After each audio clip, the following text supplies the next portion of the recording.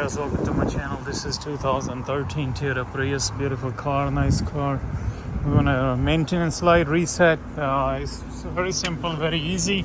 A little bit you can't really tell how to do it. It's Toyota Prius. Every car is a different way to change oil. On this one, you're gonna go to trip A, click and hold the trip A right here on the dashboard. And when you go into trip A, then shut the car off, turn it off. And then you come here a kilometer and mile per hour, hold this button and then turn your power button on, and that will reset your maintenance light on, and that will do it for this 2013 Toyota Prius V for maintenance light.